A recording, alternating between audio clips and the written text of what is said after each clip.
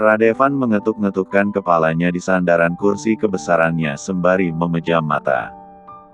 Dia tidak menyangka jika perempuan yang dicintainya kini hamil entah dengan siapa. Dia harus apa? Aku hamil. Pengakuan yang keluar dari mulut Naira itu masih terngiang-ngiang di telinganya. Maafkan aku. Aku hamil. Rasanya Radevan ingin berteriak saat itu seraya memaki Naira. Sayangnya, melihat wajah lesu dengan gurat kesedihan sekaligus penderitaan yang dalam, kalimat-kalimat buruk yang tersendat di tenggorokan Radevan. Dia hanya bisa mengecup pelipis Naira lalu pergi begitu saja. Sekarang, pertanyaan muncul dalam benak Radevan. Benarkah berita yang beredar jika Naira ada hubungan khusus dengan Gravin? Benarkah janin itu benih dari Gravin? Jika iya, apa yang harus dilakukan olehnya saat ini? Cielah, Mas Radev bisa melamun juga. Salina Aryana adik tiri dari Radevan mengambil duduk berhadapan langsung dengan Radevan dengan meja kerja. Radevan tidak menyahut sama sekali. Walau lirikan matanya tajam ke arah Salina. Apa yang dilamunkan? Jomblo sejati aja sok banyak pikiran. Radevan menghela napas kasar. Menutup laptopnya dengan kasar. Siapa yang menyuruh kamu masuk ke ruangan saya? Salina mengerucut bibirnya. Yak, Mas. Tumben banget marah-marah sama aku. Radevan mengeluarkan dompetnya. Nah. Melempar uang kertas merah berlembar-lembar ke depan Salina. Mas Radev tahu aja kalau aku butuh ini. Salina mengumpulkan duit itu dan menyimpannya di saku celana. Jangan foya-foya. Sisakan untuk besok. Kalau ingat.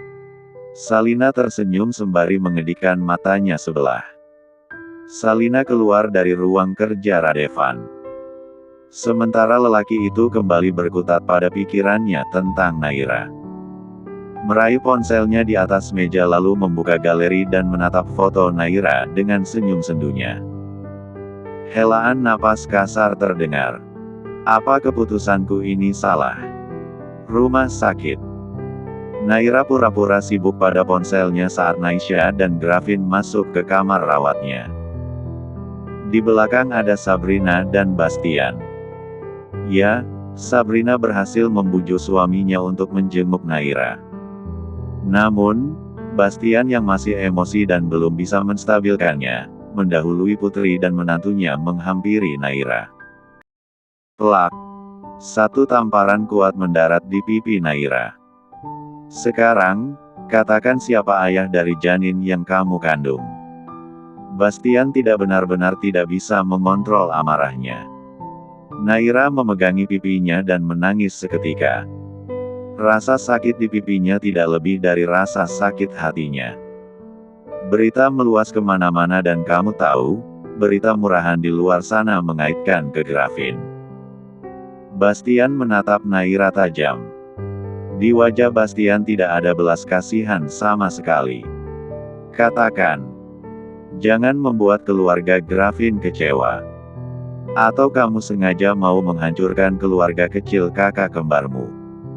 Naira menatap ke Gravin yang seolah tidak melakukan kejahatan sama sekali. Memang ini kesalahan, tapi haruskah dia yang hakimi? Apa hanya Naisha yang boleh bahagia, sedangkan dia tidak? Kamu mau menjebak Gravin supaya dia menikahi kamu juga? Apa lelaki brengsek yang menghamili kamu itu hanya bermodalkan bagian bawahnya saja? Pak, cicit Naira. Saat kata itu keluar, Gravin menyeringai kepadanya tanpa ada yang tahu. Naira menelan ludahnya susah payah. Jangan panggil aku papa. Bagiku, kamu itu bukan putriku lagi. Sudah mati. Naira menangis lebih dari tadi. Pa. Naisha berteriak ke Bastian. Gak gini caranya, Pa. Meskipun berita di luar sana mengaitkan ke Gravin, tapi aku percaya kepada Naira. Naisha mendekati Naira dan memeluknya. Kalau papa menganggap Naira mati, itu sama saja menganggap aku juga mati. Bastian menggertakkan giginya. Jangan membelanya, Naisha. Bagaimana bisa kamu dengan relanya menerima kelakuan Naira? Bastian mengusap wajahnya. Dia adikku, Pak. Aku percaya sama Naira. Ini semua hanya kesalahpahaman. Tidak ada hubungannya dengan Gravin. Media aja yang menggoreng sampai segitunya. Naisha menoleh kepada Gravin. Benar kan, Mas? Gravin mengangguk. Mas Gravin tidak dan Naira tidak mungkin mengkhianati aku. Gravin menghampiri istrinya dan mengusap punggung. Tanpa disadari siapapun, tatapannya mengarah kepada Naira yang hanya bisa terisak. Jangan menghakimi Naira secepat itu, Pak. Naisha mendekati papanya lalu berlutut. Naira turun dari ranjangnya. Pak, maafkan aku. Aku minta maaf.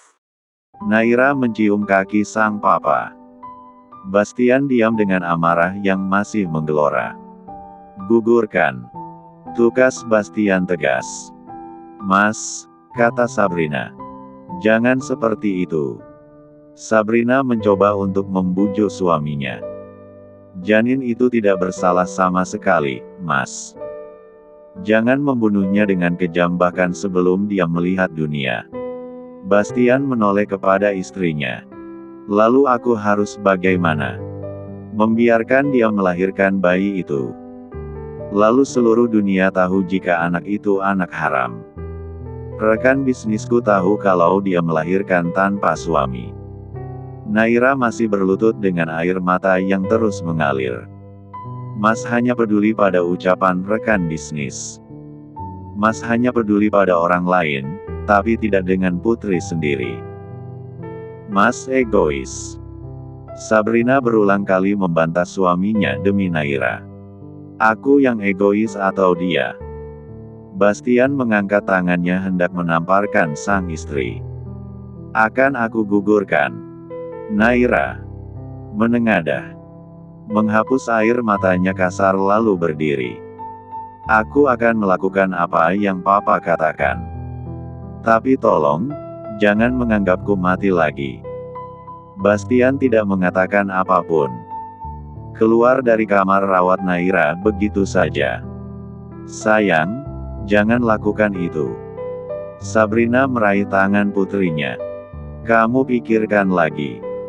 Janin dalam kandungan kamu itu tidak bersalah, sayang. Naira mengangguk. Lalu tersenyum masam kepada Sabrina. Aku gak mau mama dan papa berantem. Aku gak mau Naisha dan Mas Gravin menjadi buah bibir. Aku gak mau kehilangan keluargaku. Naira kembali ke ranjangnya dan berbaring. Menutup seluruh tubuhnya dengan selimut. Krek. Pintu terbuka dan seseorang berdiri di depan pintu dengan bunga dan juga keranjang buah. Maaf mengganggu.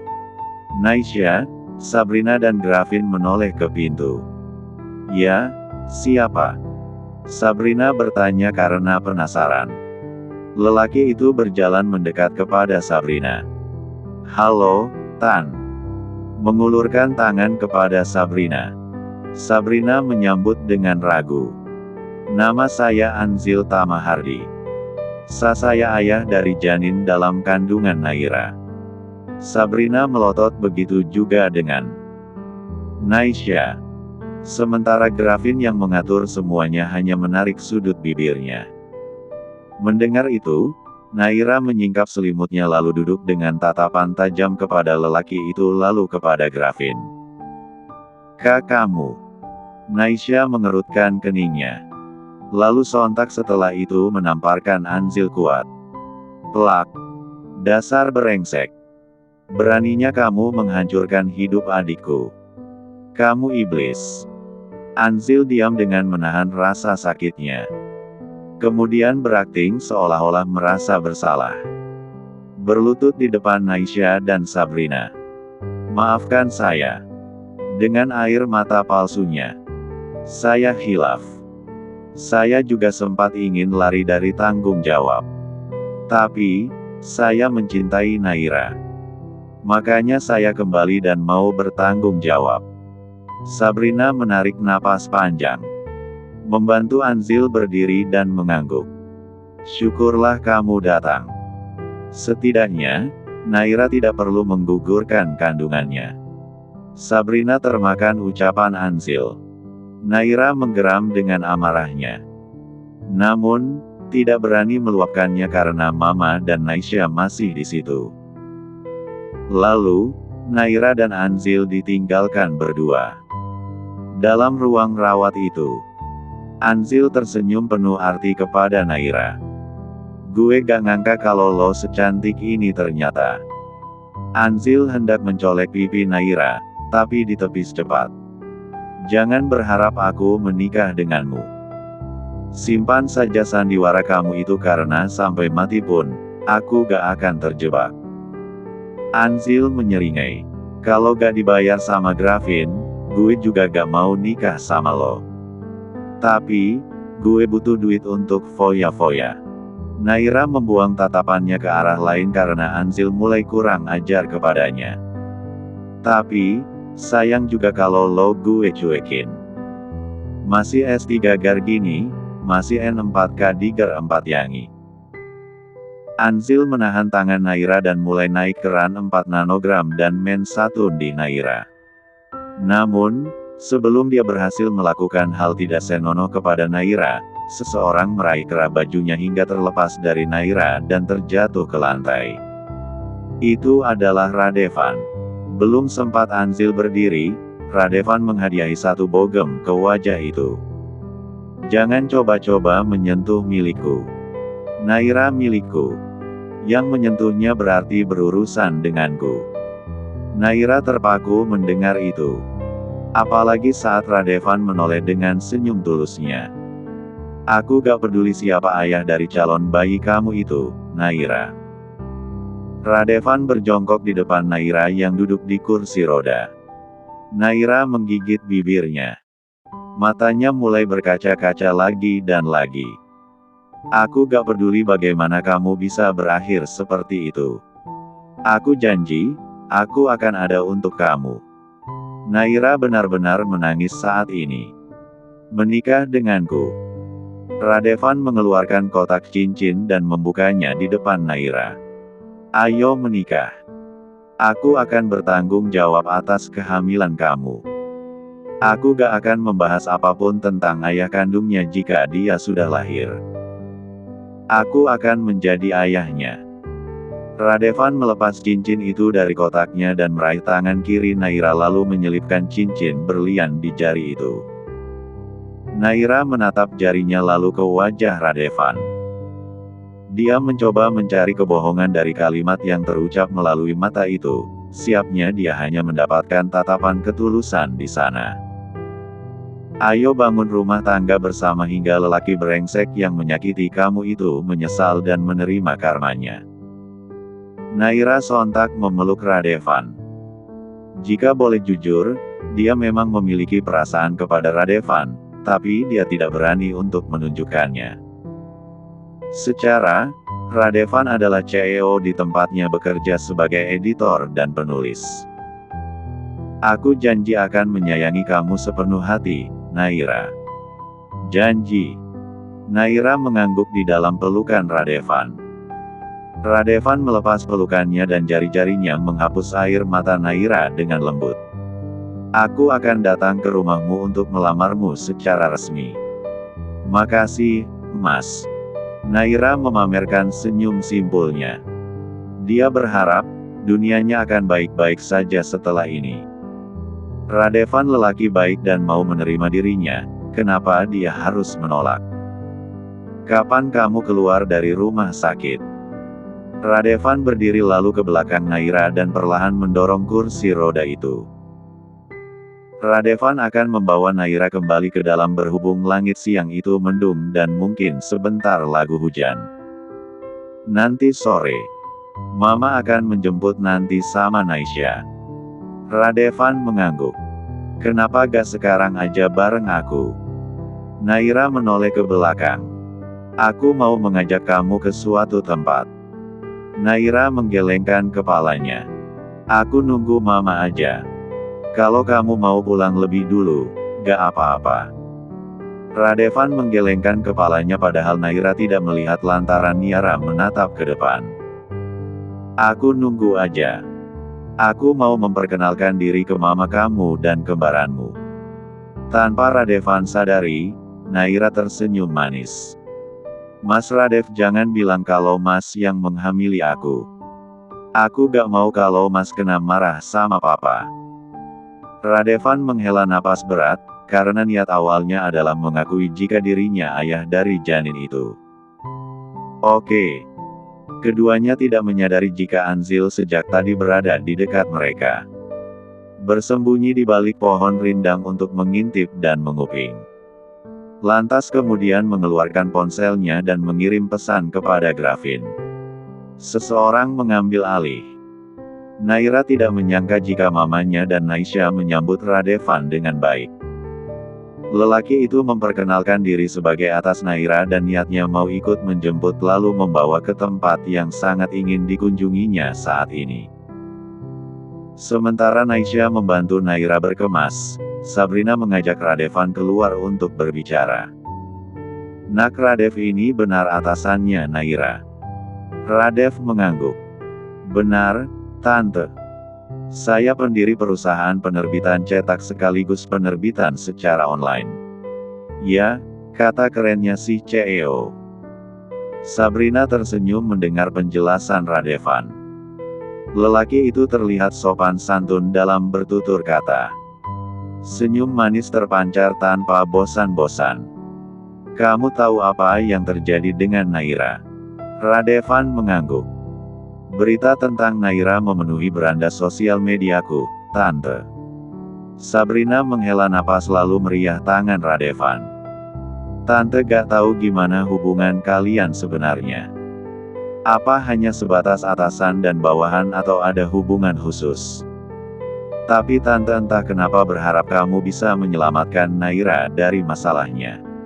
Senyum Radevan tulus kepada Sabrina. Aku berniat mau melamar Naira, Tante. Aku tidak peduli siapa ayah kandung dari bayi dalam perutnya, karena aku mencintainya. Ya Allah. Sabrina menangis. Radevan masih tersenyum. Aku janji akan membahagiakan Naira. Tidak peduli seberapa beratnya nanti, aku akan menjalani bersamanya. Sabrina memeluk Radevan erat. Terima kasih, Nak. Terima kasih. Tante tidak tahu bagaimana cara membalas kebaikan kamu.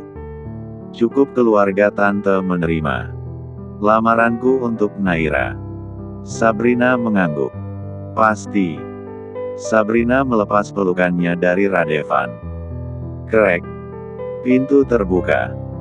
Naira digandeng oleh Naisha keluar dari ruang rawat VIP itu. Sayang, kamu pulang bareng Radevan aja. Sabrina menyarankan. Naira menoleh ke Radevan yang tersenyum. Sekalian mau izin membawa Naira ke suatu tempat. Boleh, Tan. Sabrina mengangguk. Jangan pulang terlalu malam. Radevan mengangguk. Ma, aku udah sana. Sabrina memberi izin. Radevan membawa Naira pergi seraya menggandeng tangan. Sementara itu, Naisha menatap Sabrina dengan tatapan penuh selidik. Mama kok biarkan Naira pergi bareng bosnya? Mama tahu, Papa mungkin akan marah. Sabrina tersenyum kepada Naisha sembari mengelus wajah putrinya itu. Biarkan mereka menghabiskan waktu. Soal papa kamu, Mama akan mengurusnya. Naisha hanya mengangguk. Sebenarnya, dia tidak percaya kepada Radevan, tapi karena Sabrina begitu yakin, dia akan mengalah. Bagaimana kalau Radevan sejahat lelaki yang menghamili Naira? Disinilah keduanya berada. Di pemakaman umum. Hai, Ma. Apa kabar? Radevan berjongkok di depan makan yang bertuliskan nama Sandara Humaira Abigail. Naira mengerutkan keningnya. Radevan menggenggam tangan Naira lalu. "Ma, kenalin nih. Calon mantu, Mama. Cantik, kan?" Naira mengulum senyum. "Aku udah janji ke Mama, kan? Kalau aku menemukan perempuan yang tepat untuk hidup aku akan membawanya ke Mama. Lihatlah. Hai, Tante. Aku Naira." Naira ikut memperkenalkan diri. Radevan fokus kepada Naira. "Naira, besok malam, aku akan datang ke rumah kamu untuk melamar secara resmi." Naira mengangguk. "Kamu yakin, Mas?" Radevan mengangguk. "Tapi sebelum itu, aku akan mengajak kamu ke rumah. Kamu mau?" Naira kembali mengangguk. "Asalkan keluarga Mas gak masalah. Istri Papa dan adek gue baik kok. Walau kami sering ribut perihal sepele." Naira menghela napas pelan, menyentuh muka Radevan dan sejurus kemudian mengecup pipi Radevan. "Kap." Radevan sedikit terkejut, tapi ia mudah mengatur mimik wajahnya dengan baik. "Thanks untuk semuanya." Naira berdiri, mengulurkan tangan kepada Radevan dan disambut hangat lelaki itu. "Sama-sama." Keduanya meninggalkan pemakaman itu dan Radevan berniat mengajak Naira ke rumah. Setelah perjalanan 1 jam 15 menit, keduanya tiba di rumah mewah keluarga Radevan. Tuan muda udah pulang." Bo Ernie Art di rumah Radevan itu menyambut kedatangan keduanya. "Semua di rumah, Mbok?" Bo Ernie mengangguk. "Tapi, Nyonya dan Tuan udah siap-siap mau berangkat ke Bandung." "Ke Bandung?" Bo Ernie mengangguk. Radevan menggandeng tangan Naira menuju ke dalam rumah. "Pak, Ibu." Panggil Radevan kepada dua sejoli yang sudah rapi dengan satu koper di tangan sang papa. "Oh, kebetulan sekali kamu udah pulang, Radev. Kamu ke rumah Namira, jemput dia sekarang." Kening Radevan mengerut. "Untuk apa?" "Mama dan Papa beserta kedua orang tuanya itu mau ke Bandung. Orang tuanya Namira lebih lama dari Papa dan Ibu. Papa sama Ibu akan pulang setelah urusan selesai. Orang tua Namira selama seminggu di sana, di rumahnya gak ada siapa-siapa. Jadi, Mama dan Papanya minta tolong supaya dia tinggal di rumah kita aja." Radevan menoleh ke Naira, lalu kembali ke papanya. "Kenapa gak bareng orang tuanya ke sini? Orang tuanya udah duluan ke Bandung," jawab si ibu tiri. Radevan mengangguk. Pak." Radevan meraih tangan Naira. "Kenalin, ini Naira dan dia." "Ayo dong, Pak." Lama amat geraknya. Si ibu tiri memotong ucapan Radevan. Alhasil, Radevan gagal memperkenalkan Niara kepada keduanya. Terlalu terburu-buru keluar dari rumah, seperti waktu yang tidak memberi kesempatan untuk memperkenalkan diri. "Nay, kamu di sini dulu, ya? Aku jemput anak dari sahabat Papa. Aku pulang aja," kata Naira. Radevan menggelengkan kepalanya. Nanti saja. Kita makan malam di rumah." "Aku segan, Mas." Radevan tersenyum tulus. "Gak apa-apa, Nay. Lagian ada Mbok Ernie kok di rumah." Mbok Ernie yang datang dengan segelas jus jeruk tersenyum kepada Naira. "Non di sini aja dulu. Saya lagi masak enak ini." Radevan memberi isyarat untuk tinggal. Naira mengangguk pasrah. Baru beberapa menit Radevan pergi, Salina keluar dari kamarnya dan duduk di samping Naira. Mengeluarkan ponselnya lalu fokus pada layar yang menyala di mana wajah Naira terpampang nyata. Salina kemudian menelisik wajah Naira di sampingnya. "Oh, lo yang viral itu, ya? Percobaan bunuh diri hari pernikahan kembaran lo. Naira menelan ludahnya tanpa sedikit pun berniat menjawab. Terlalu frontal di hari pertama bertemu bahkan tanpa perkenalan. Lo suka sama suami kembaran lo. Dengar-dengar lo hamil lagi. Maaf. Itu. Siapa ayahnya? Jangan bilang itu Mas Radev, iya. Gak mungkin. Naira menghela napas pelan. Salina tersenyum bengis kepada Naira. Hamil di luar nikah, apa kabar nasib anak lo, nantinya? Naira mengepalkan tangannya. Maaf, saya pamit pulang. Naira memilih pulang tanpa Radevan. Keluarga atasannya itu sepertinya tidak menerimanya dengan baik. Entahlah. Atau hanya pikirannya saja.